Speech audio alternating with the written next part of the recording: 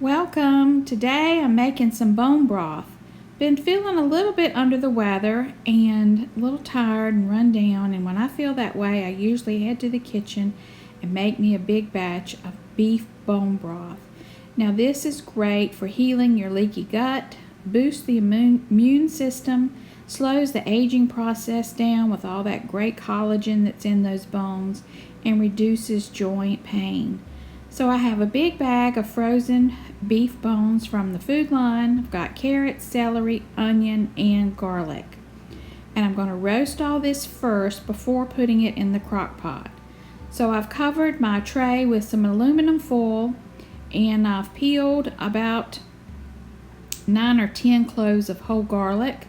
And I'm just breaking apart the frozen beef bones and going to spread these all out on a tray with some cut up celery and some carrots and then a couple of onions. And all these ingredients make a great tasting broth. Now this broth I'm not going to be using in soups. I want to use this for sipping, and just about a cup or 2 cups a day, and usually within a few days I really start to feel better.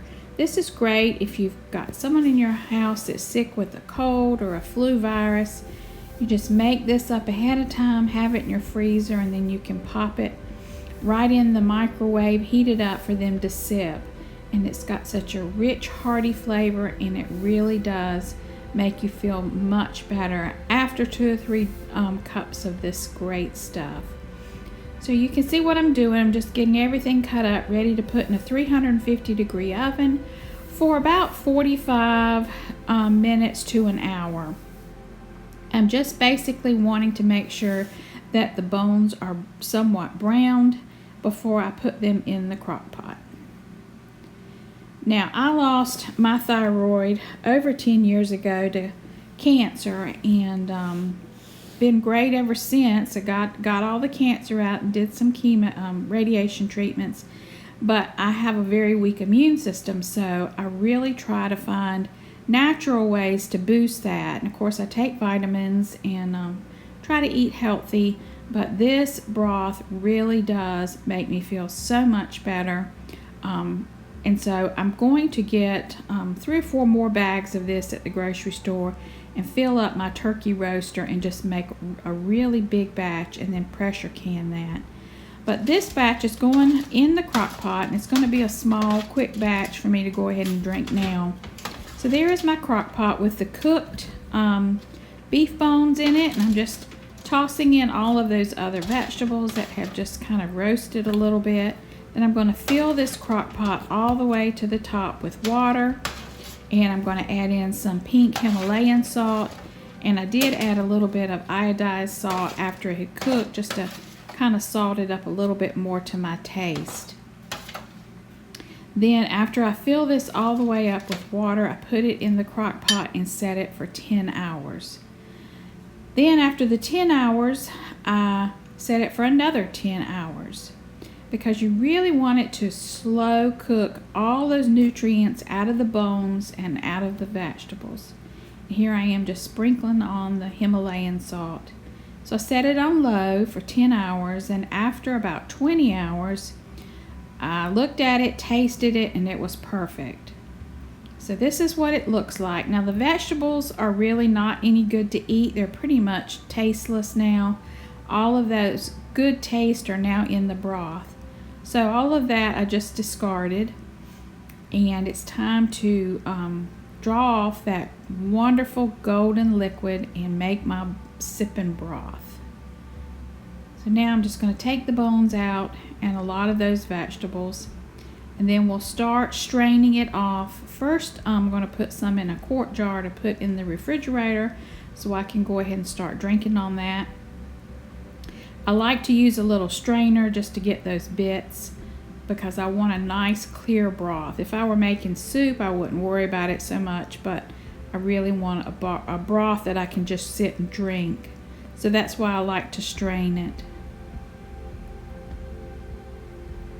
Okay, this quart jar is going in the refrigerator so that I'll have some to drink tonight, and in the morning I try to drink about 2 cups a day. But I'm going to boost it up a little bit and go ahead and get this quart jar in me for the next day. Now the rest of it's going to go in Ziploc bags, and I lay them out flat on a cookie sheet and freeze them that way, and that way after they're frozen I can just stand them up in the freezer door. But I'm putting 2 cups of the broth into each Ziploc bag, and that would be 1 drink a day. Of course, you could pressure can this, you could fill up the quart bag, but I like the convenience of just 2 cups for me to have to drink. It is so delicious. It's got such a rich flavor when you make it yourself from scratch. And I just want to make sure I can strain that so I won't have any bits in it when I'm trying to drink. So there it is, almost, let's see, 1, 2, 3, almost a little under 4 quarts of broth that I got off of those 1 bag of bones. And now, after it's come out of the refrigerator, you've always got a little fat you need to skim off. And if I were making soup, of course, I would keep that fat, put it right in the soup. It would be delicious, but I don't really want to drink this. So just scoop it off. It all floats to the top. And then I pour this in my coffee mug. I'm going to heat this up in the microwave for a couple of minutes, get it good and hot, get all that fat out. And I also like to add some nutritional yeast flakes to it. This gives it a real buttery taste, but this is full of B vitamins, protein, and fiber, and it's just so good for you. You can get this in the Walmart grocery stores over in the yeast section. So I sprinkle a little bit of this, has a really good buttery taste, and then I heat this up in the microwave.